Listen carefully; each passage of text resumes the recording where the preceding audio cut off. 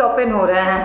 कुछ बच्चे ये सुन कर के बहुत एक्साइटेड है, कुछ बच्चे थोड़े से रोतलू टाइप के हो रहे हैं। उसी तरह से कुछ पेरेंट्स बहुत एक्साइटेड हैं और कुछ पेरेंट्स बहुत स्ट्रेस में हैं।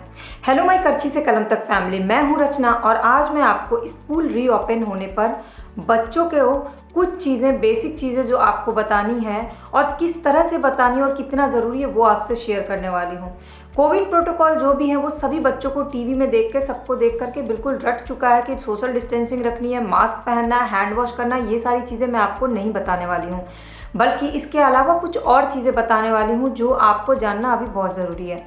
सबसे पहली चीज़ कि बच्चों को मास्क को उतारने का सही तरीका ज़रूर बताइए, और उस तरीके को बताने का सबसे बेस्ट तरीका ये है कि आप बच्चों को मास्क दिखा करके उस पर कोई कलर स्प्रे करिए और उनको बताइए कि अब इसको टच करो। बच्चा जैसे ही टच करेगा तो आप दिखाइएगा कि देखो तुम्हारे हाथ में ये कलर लग गया।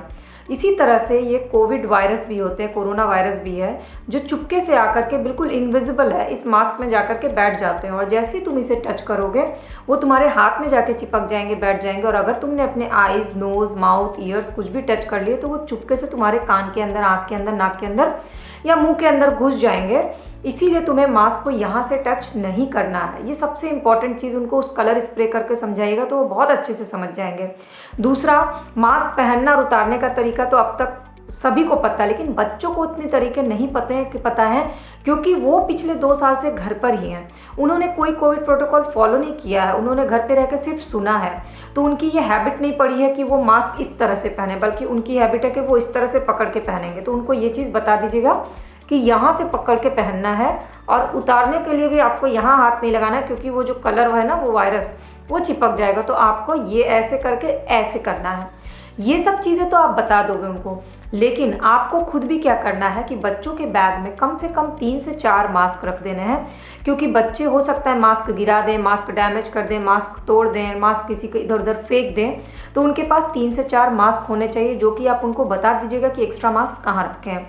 दूसरा इंपॉर्टेंट काम क्या करना है, आपको मास्क के आगे उनके नेल पेंट से या किसी कलर से या किसी पेन से कोई भी एक सिंबल बना देना, या उनके नाम का फर्स्ट लेटर लिख दीजिएगा। हालांकि नाम का फर्स्ट लेटर लिखने से थोड़ा कन्फ्यूज़न हो सकता है, क्योंकि उस लेटर से और भी बच्चे होंगे, तो आप कोई सिंबल बना दीजिएगा ताकि, और बच्चों को ये दिखा दीजिएगा ताकि आपका बच्चा पहचान सके कि ये पर्टिकुलर मास्क मेरा है, और गलती से उसे किसी और के मास्क से उसका मास्क चेंज ना हो, क्योंकि ये बहुत गड़बड़ हो सकती है।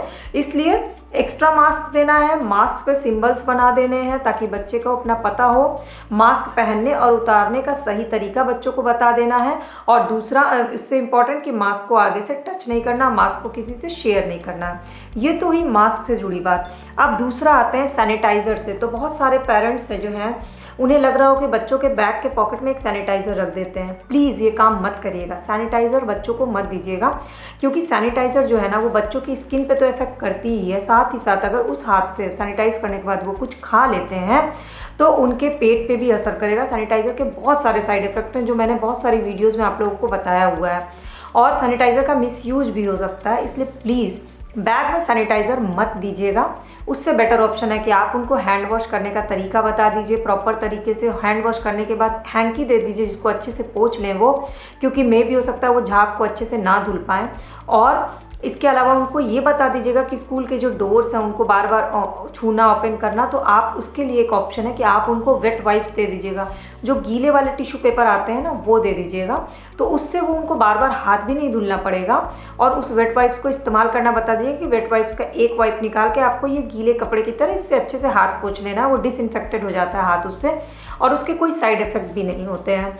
तो ये फ़ायदा होता है सैनिटाइज़र की जगह वेट वाइप्स रखने का। अब मैंने आपको ये बेसिक चीज़ें थोड़े अलग तरीके से आपको बता दी हैं, लेकिन उसके अलावा बच्चों को आपको ये बताना है कि एक मॉन्स्टर है जिसका नाम कोरोना है, और वो आप अगर अपने दोस्तों से पास जाओ, क्योंकि नेचुरल है कि बच्चे इतने दिन बाद अपने फ्रेंड सर्कल से मिलेंगे तो एक्साइटेड होंगे, उनसे गले मिलेंगे, तो उनको बताना है कि आपको अभी दूर से ही बातें करनी है, क्योंकि वो मॉन्स्टर जो है वो नज़र रखे हुए सभी पर, तो सबको दूर दूर रह करके बात करनी है। ग्रुप में गेम्स नहीं खेलना। हालांकि ये जिम्मेदारी 80% स्कूल की है, लेकिन 20% जिम्मेदारी आपके बच्चों की भी है, वो भी तब जब आप घर पे और आप देख नहीं सकते कि आपका बच्चा क्या कर रहा है।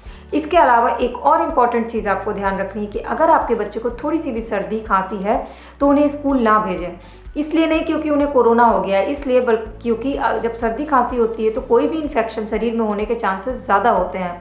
तो ऐसे में स्कूल भेज करके उनके लिए एक दिक्कत हो सकती है, इसलिए जब वो पूरी तरह से हेल्दी हो जाए, ठीक हो जाए, तब उन्हें स्कूल भेजिए।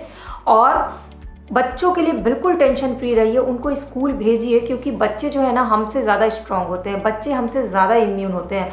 बच्चों को जो शरीर जो भगवान ने बनाया वो बहुत ही स्ट्रांग बनाया, वो ज़्यादा बीमारियों से लड़ सकते हैं। और उसके भी ऊपर बच्चों को ढेर सारे वैक्सीन लगे रहते हैं, डेंगू के, मलेरिया के, टाइफाइड के, हेपेटाइटिस के, इस तरह से ढेर सारे वैक्सीन लगे रहते हैं जिनका कॉम्बिनेशन उनको किसी भी ऐसे भारी इन्फेक्शन से बचाता है। तो इसलिए आप उस चीज़ को लेके अपने बच्चों के लिए टेंशन फ्री रहिए कि उन्हें कोविड हो जाएगा या उन्हें कुछ हो जाएगा।